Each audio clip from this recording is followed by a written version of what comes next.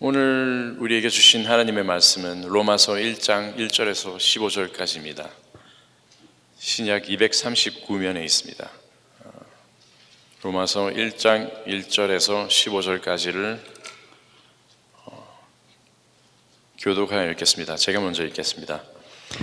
예수 그리스도의 종 바울은 사도로 부르심을 받아 하나님의 복음을 위하여 택정함을 입었으니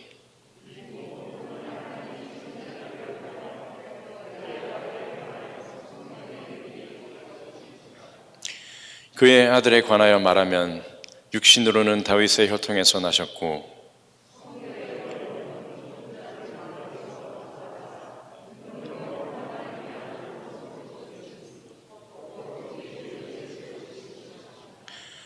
그로 말미암아 우리가 은혜와 사도의 직분을 받아 그의 이름을 위하여 모든 이방인 중에서 믿어 순종하게 하니니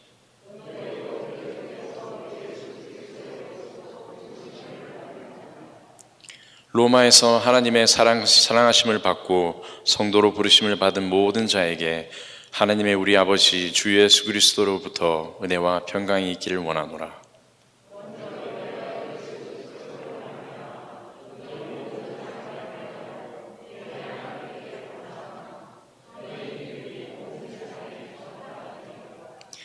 내가 그의 아들의 복음 안에서 내 심령으로 섬기는 하나님이 나의 증인이 되시거니와 항상 내 기도에 쉬지 않고 너희를 말하며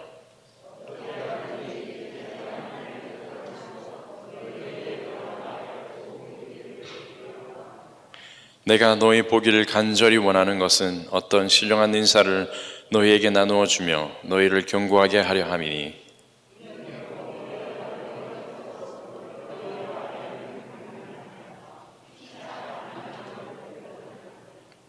형제들아 내가 여러 번 너희에게 가고자 한 것을 너희가 모르기를 원치 아니하노니 이는 너희 중에서도 다른 이방인 중에서와 같이 열매를 맺게 하려 함이로되 지금까지 길이 막혔도다.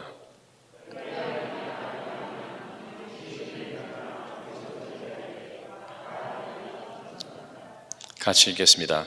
그러므로 나는 할 수 있는 대로 로마에 있는 너희에게도 복음 전하기를 원하노라.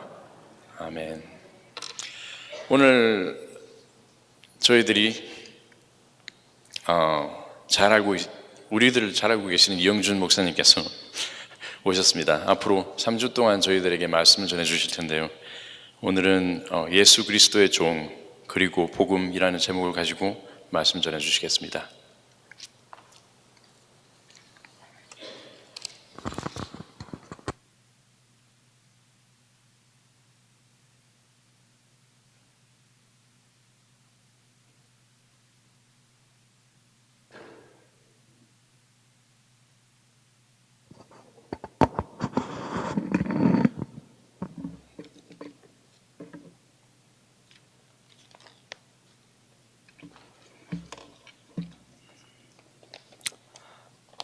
성도 여러분, 만나뵈니까 참 반갑고 기쁘고 그리고 또 저를 이렇게 불러주셔서 감사합니다. 제가 한국어로 한국 교회에서 설교하게 된 게 참으로 오래간만이어서 자신이 없는데 그럼에도 불구하고 말씀을 증언하라고 그래서 순종하는 마음으로 나왔습니다. 오늘 성경 본문은 바울이 로마 교회에 보낸 서신의 가장 앞부분, 모르는 사람한테 편지를 보내요. 그러면 어떻게 돼요? 맨 서두가 자기가 누구인가 그러면서 이제 인사하는 게 이제 우리가 보통 하는 그런 얘기인데, 자기를 소개하면서 예수 그리스도의 종하고 이렇게 표현한단 말이에요. 그런데 요 말씀의 뜻을 제대로 이해하는 게 바울 사도의 앞으로의 모든 서신들이나 그의 신앙을 이해하는데 무지하게 중요합니다. 그래서 제가 오늘 이 부분을 좀 함께 여러분과 나누려고 합니다. 그 히브리인들, 유대인들이 율법에는 종에 대한 규정이 있어요. 이제 종은 히브리인들이 어떻게 되냐면 많은 빚이 있는데 빚을 갚을 길이 없어가지고 그래서 빚을 갚기 위해서 종이 된다거나 아니면 또는 말 못할 사정 때문에 이렇게 팔려가지고 종이 되는 거예요. 그런데 하나님께서 율법으로 아주 그 백성들을 위하는 규정을 하나 만들어 주었는데 아무리 많은 빚을 졌다고 하더라도 일단 종으로 들어가면은 6년이 맥시멈이다는 거예요. 6년만 하고 나면은 이제까지 빚졌던 거 다 탕감받고 자유인이 돼서 새로 시작하게 해줘요. 7년째에는. 그러니까 종으로 있는 신분의 사람들은요, 항상 그 주인이 하라는 대로 하고 자유도 없고 그거 참 답답한데, 내가 여기서 6년만 섬기게 되면 나는 자유인이 된다고 소망을 가지고 사는 거예요. 그죠? 그리고 종이라고 하는 게 대체로 습관적으로 어찌하냐면 살짝 자기 일이 아니니까 대충 하죠. 야단 안 맞을 범위 내에서. 그러면서 이제 해방될 날만 이제 기다리는 거예요. 그죠? 그런데 여기 이상한 종이 또 하나가 등장을 해요. 그건 뭐냐니 7년째가 돼서 이제 너는 해방됐다, 넌 자유인이다, 그래서 이제 노잣돈도 쥐어주면서 나가서 마음껏 살아라 그러는데, 주인님 저는 안 나가겠어요. 그냥 제가 이 집에 있으면서 주인님을 주인으로 모시고 저는 평생 주인님의 종으로 살겠습니다. 이러는 사람이 있단 말이죠. 그거 사실 상상해 보세요. 이 상상이 안 되는 거예요. 그죠? 아니 어떻게 그렇게 해요? 근데 왜 이런 사람이 생길 수 있는 하면은, 자기가 종으로 들어왔을 때는 참 씁쓸하고 인생이 너무 이렇게 참 답답하고 절망적이었는데, 이 주인을 모시고 살다 보니까 그 주인이 너무도 인자하신 분이에요.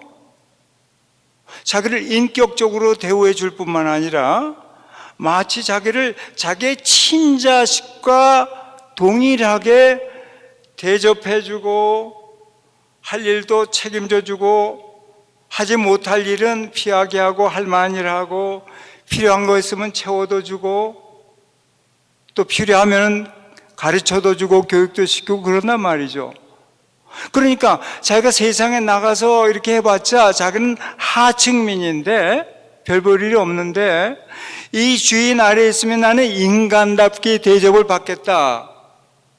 그리고 저분은 나를 자식처럼 대우해 주니까 내가 저분은 정말로 아버지 이상으로 그런 생각이 든다라고 하는 생각이 드는 사람이 간혹 있을 수 있단 말이죠.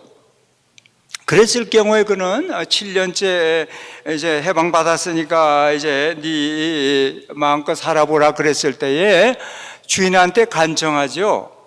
주인님, 저 세상에 나가고 싶지 않습니다. 이 집에서 종으로 영원히 주인님 모시고 살겠습니다. 이것이 제 기쁨입니다. 이제 그럴 경우에는 주인은 그냥 그 사람을 데리고 그냥 쓸 수가 없어요. 왜냐하면 율법의 규정 위반이니까. 세상 사람들이 다 알잖아요. 7년째 되면 해방시켜야 되는데 저자는 어떻게 그냥 데리고 있어? 이제 이런 문제가 있을 수 있기 때문에 그 주인은 그 종과 함께 그 지방의 그 재판관에게, 레위인들이 주로 재판 역할을 했는데 거기 가가지고 그 사정을 이야기를 해요. 그러면 그 재판관은 이것이 어떤 그 강압이나 외압이나 어떤 그 이런 말 못할 사정 때문에 할 수 없이 이렇게 하는 건가라고 해서 그 개인을 여러 가지 질문으로 확인하고 묻지요. 근데 분명히 자기 주인이 너무 좋은 분이기 때문에 저는 이분을 모시고 싶다라고 하는 확신이 그 재판관에게 서게 되면은 자기가 오케이 하고 증인이 돼서 공증을 해준단 말이죠.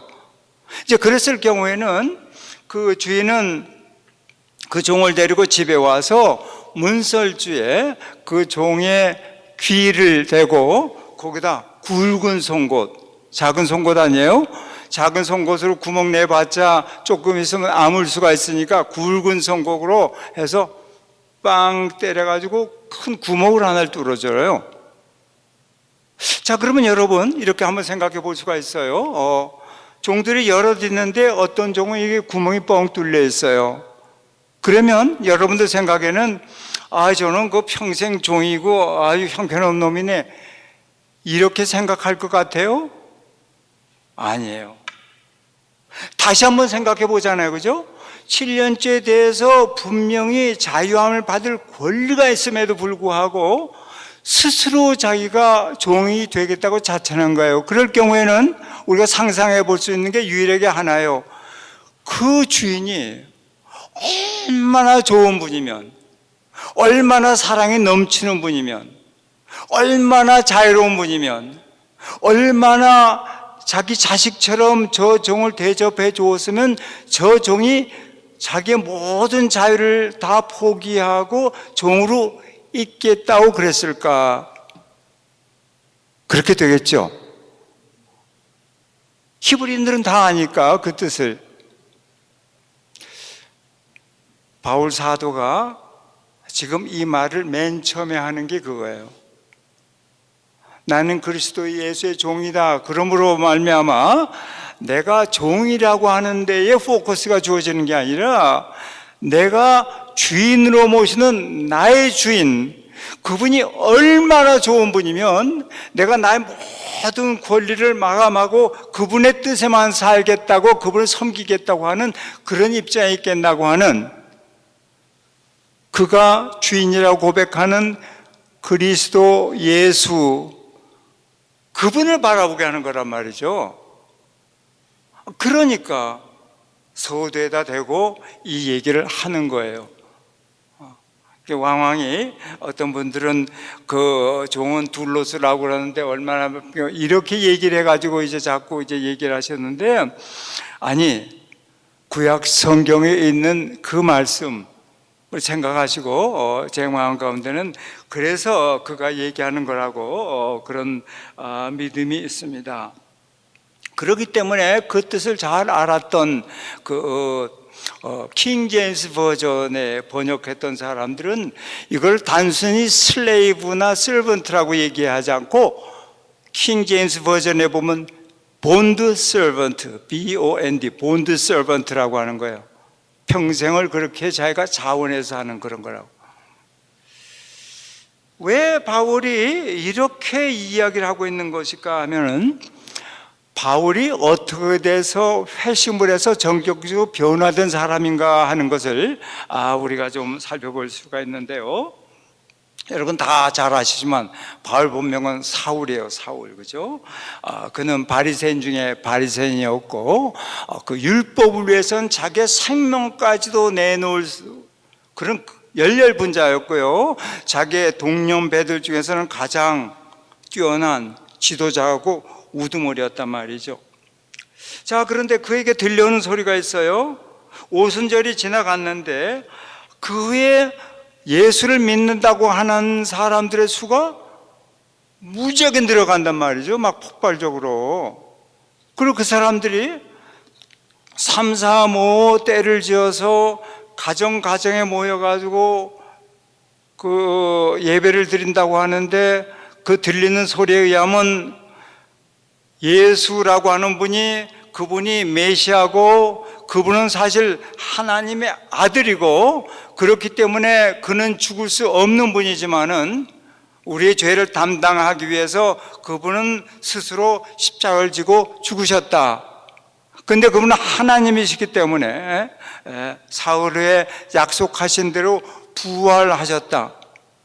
그리고 이 세상에 40일씩이나 이렇게 있으면서 많은 사람들, 심지어는 500명 있는 그룹에도 나타나셔가지고 이렇게 했는데, 지금도 목격했다고 하는 사람들이 무시로 이렇게 많이 있다고 하는 사실, 그런 얘기를 하고 돌아다닌단 말이죠. 그럴 뿐만 아니라 그런 그 그리스도인들에 의해서 많은 사람들이 병도 치유가 받고 여러 가지 이적과 기사가 일어나는 거예요.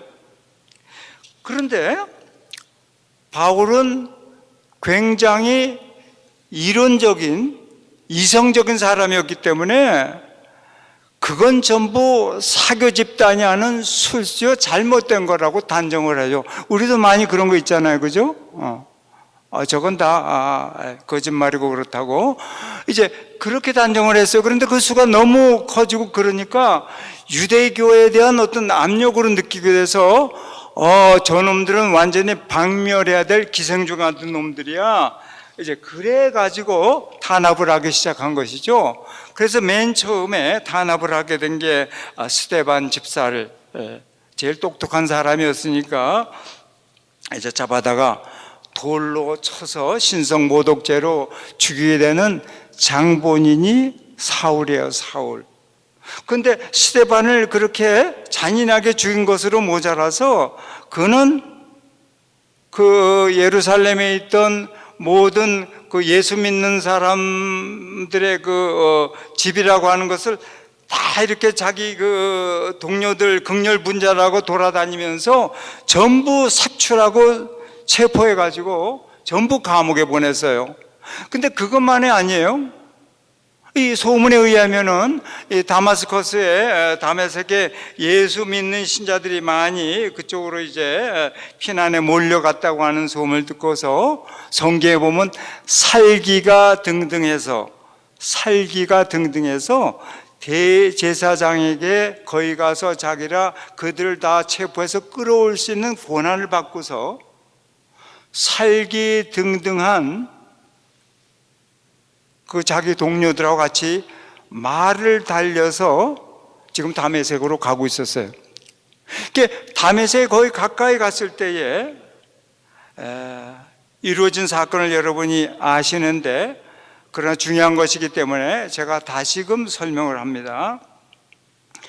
다메섹에 가까이 갔는데 하늘에서 굉장히 강한 빛이 그들 그룹에게 쫙 내려쏘았어요.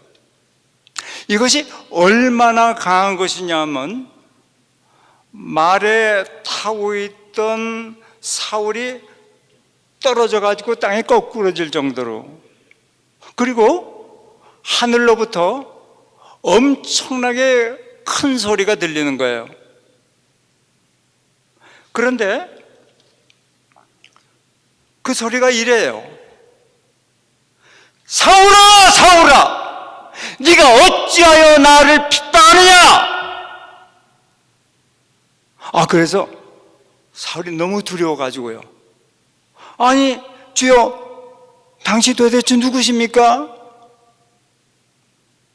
그러니까 나는 네가 핍박하는 예수다. 예수는 부활하지도 못했고 사교의 교주쯤으로 알았는데 그 소리가 하늘로부터 분명하게 들린단 말이죠. 얼마나 기절초풍했겠어요. 그런데 하늘로부터 말씀이 계속됩니다. 너는 일어나 성 안으로 들어가라. 네가 앞으로 해야 할 일을 일러줄 사람이 있을 것이다. 사울은 일어났습니다. 근데 이게 웬일입니까? 눈이 안 보이는 거예요. 여기서 여러분 잠깐만 조금 생각을 해봅시다. 성경은 어떨 때는 금방 이렇게 읽어버리면 안 돼요. 생각을 해봐야 돼요. 자, 다메섹 도상을 가는데 강한 빛이 이렇게 쫙 했어요. 그죠? 모든 사람이, 그 일행들이 그 빛 가운데 이렇게 쫙 빛에 폭탄을 맞은 것처럼 그렇게 됐는데 어떻게 사울만 그 빛에 꽂혀가지고 꼬꾸라질 수가 있느냐 말이에요. 그렇게 많은 사람들이 빛 속에 있었는데, 그리고 그 과정이 끝나고 나니까 아무렇지도 않은데 왜 사울만 눈이 멀어버렸냐 말이에요. 하늘에서 엄청나게 큰 음성이 울려 퍼졌는데, 그런데 거기 있던 모든 자기의 일행들은 무슨 번개 천둥 같은 큰 소리가 이렇게 들렸다라고 생각을 했는데 사울만은 너무도 분명하게 자기에게 주시는 예수 그리스도의 음성을 들었단 말이죠. 이건 환상이 아니에요. 그 사실을 여러분이 염두에 두셔야 돼요. 대수론 사건이 아니란 말이죠.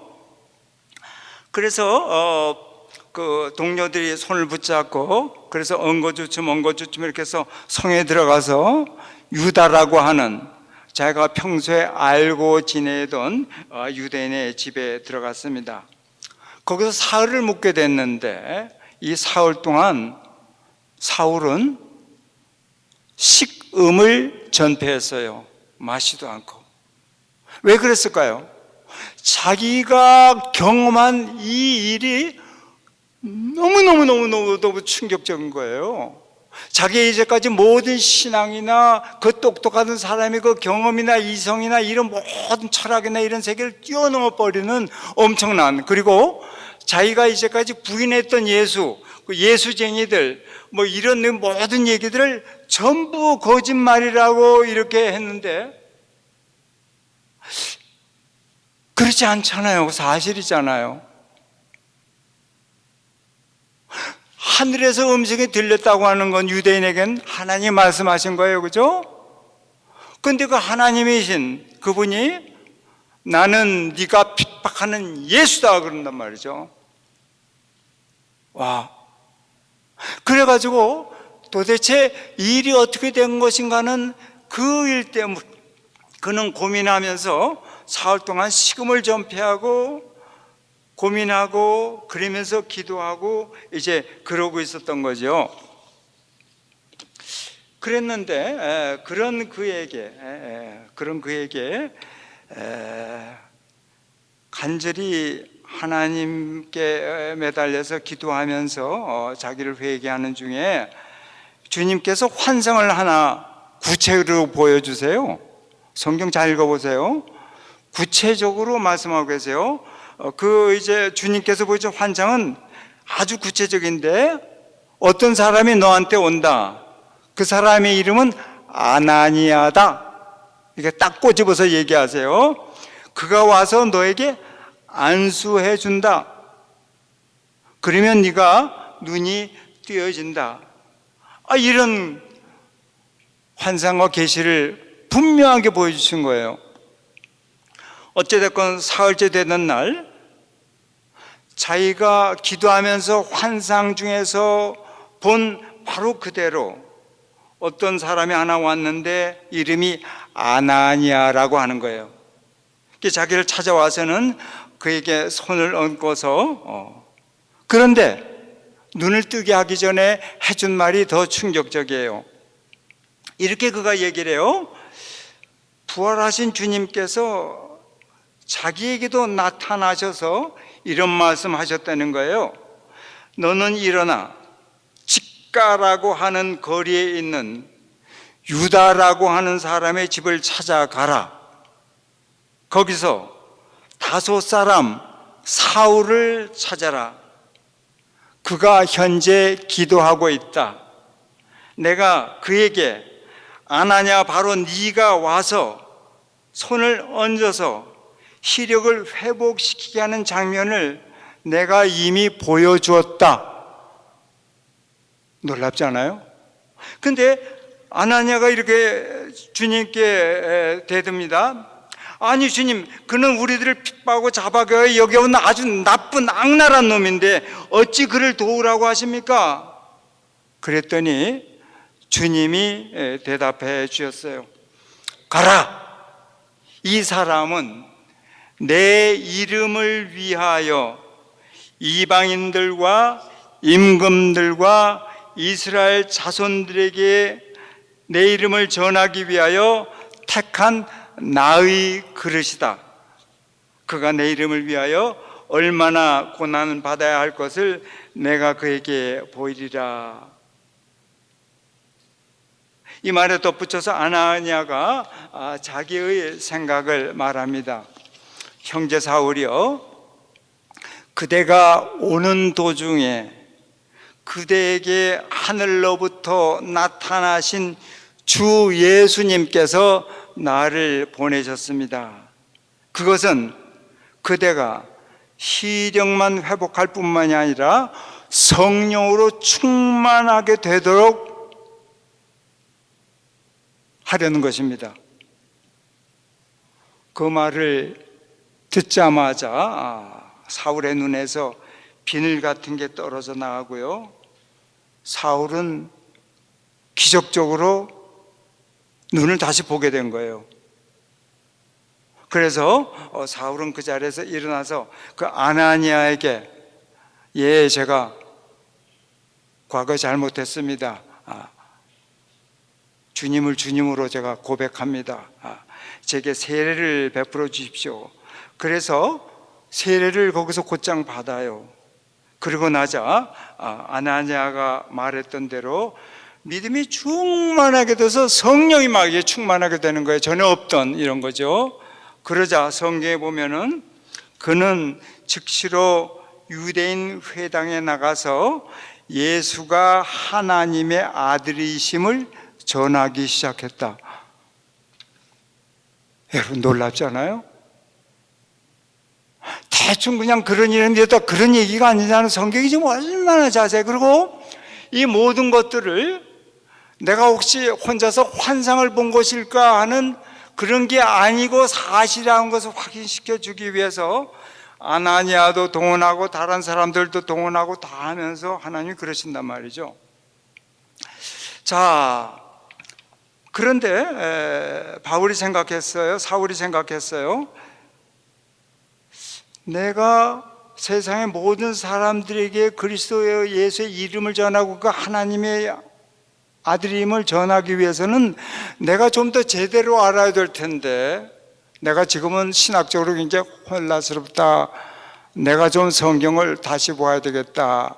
그래서 구약 성경 두루마리들을 하나로 안고서 아라비아 사막으로 가죠. 그것도 3년이라고 하는 긴 시간, 아니 1년도 얼마나 길어요.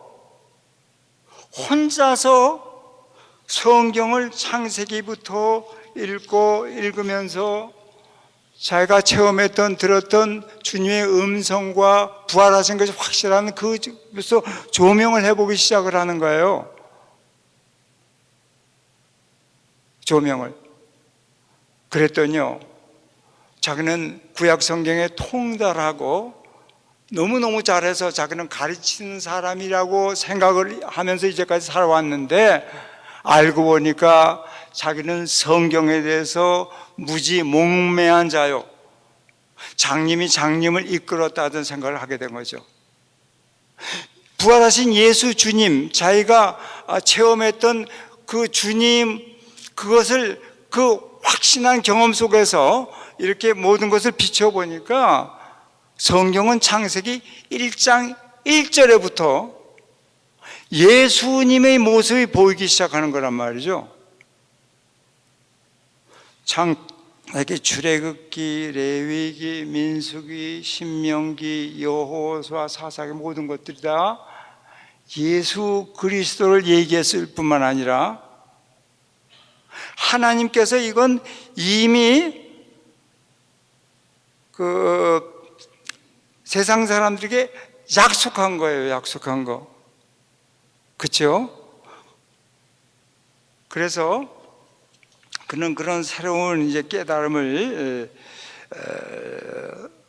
갖고서 이제 세상에 나옵니다. 그러면서 복음을 전하기 시작을 하는데, 그는 누구한테 아무것도 배운 게 아니에요. 성경하고 씨름했고 예수님으로부터 직통 교수를 받은 거예요.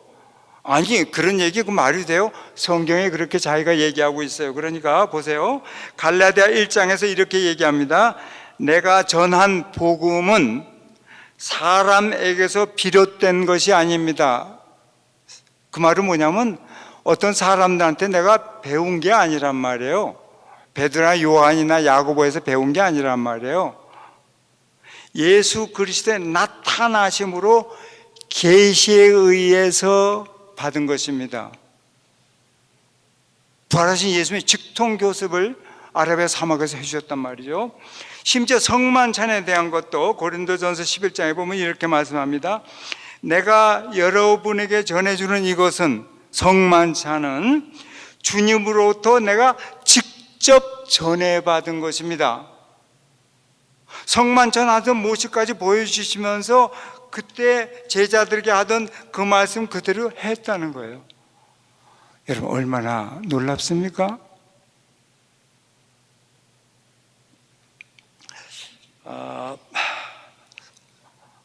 성경을 보면은 사도 바울이 로마에 있는 교회 교인들에게 복음을 전하길 원해요. 근데 로마 교회 교인들의 믿음은 이미 굉장히 좋았어요. 그래가지고 세계 모든 교인들에게 다 이렇게 칭찬을 받는 그런 정도가 됐다고 이미 얘기하고 있죠. 그죠? 그랬는데도 불구하고 내가 너희를 보기를 굉장히 갈망하고 그곳에 가고 싶다. 그것은 너희들에게도 내가 복음을 전하기 위함이다. 아니, 복음을 잘 알고 있는 사람인데 왜 또 복음을 전해요? 왜 그럴까요? 자기의 경험에 의해서 보니까 복음을 잘 안다고, 성경을 많이 안다고 그래서 되는 게 아니더라는 거예요. 우리가 모르고 깨닫게 되는 하나님의 은혜와 그 많은 섭리가 그리스도 예수 안에는 숨겨져 있어요. 성도 여러분, 예수님이 이제 이런 비유 잠깐 말씀하셨는데, 하나님의 나라는 마치 이렇게 밭에 숨겨진 보화 같아서 어떤 사람이 그 밭에서 우연히 그 보화를 발견하게 되면 다시 묻어두고 집으로 가서 모든 자기 것을 다 털어서 팔아가지고 와서 이걸 산다. 성경은요, 성경은 아직도 감추인 생매보하고 하나님의 보화예요. 이것은 여러분들이 영적인 통찰력과 능력, 묵상의 능력, 이런 것이 얼마나 깊어짐에 따라서 다 수준 차이가 달라요. 그럴 때 대사도 바울이 어떻게 해서든지 복음을 아는 사람들에게도 가서 전하려고 그러는 거예요. 바울은 자기가 그리스도 예수의 종이라고 그랬는데, 종은 주인이 부과하는 일을 감당해야 되는데, 바울이 오늘 본 본문에서 누차 계속 하는 얘기가 복음이에요. 복음. 그래서 내가 어떻게든 너희들에게 복음을 전해야 되겠다고. 이 말씀이 여러분에게 무슨 말씀을 전할까? 전임자 목사님한테 다 훈련도 제대로 받으신 여러분들이고 영적으로 충만해서 제가 참 여러분들 좋아하고 존경하는데, 그럼에도 불구하고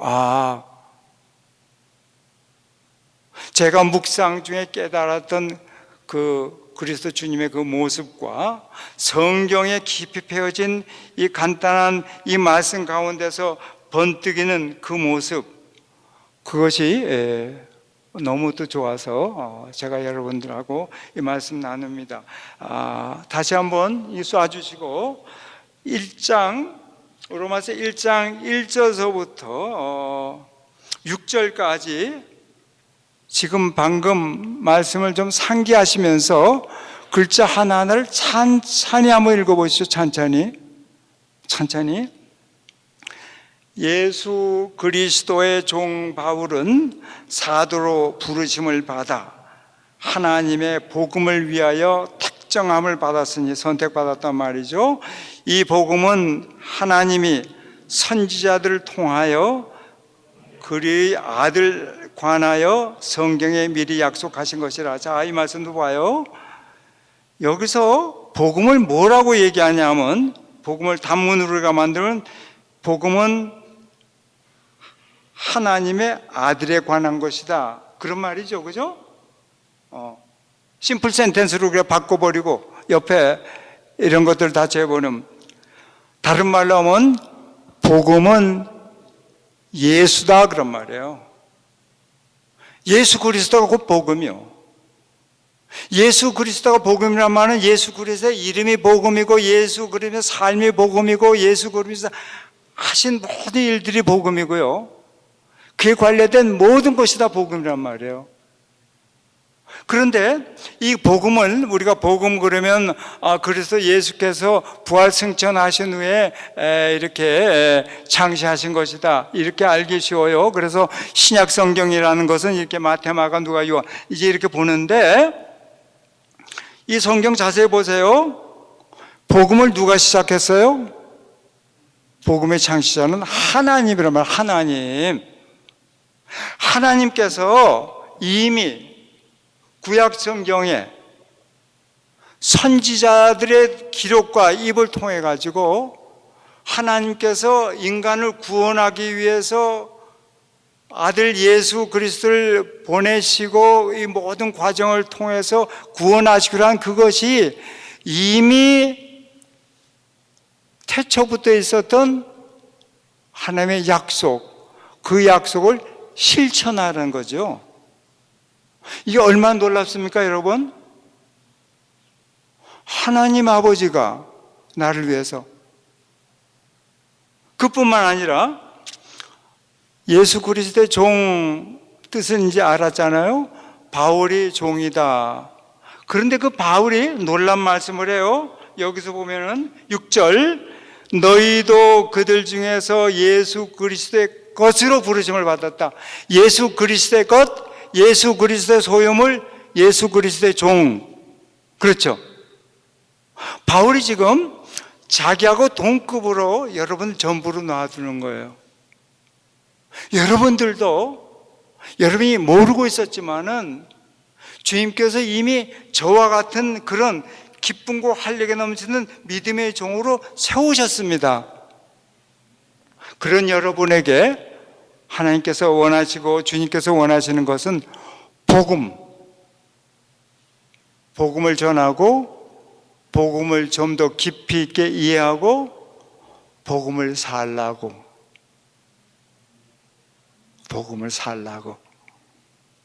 기도하겠습니다.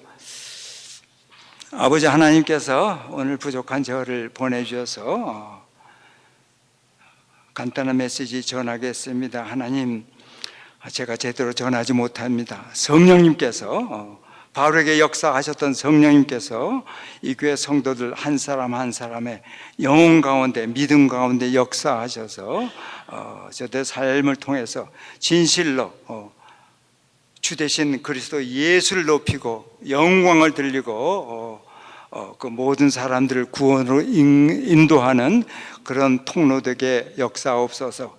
예수님 이름으로 기도합니다. 아멘.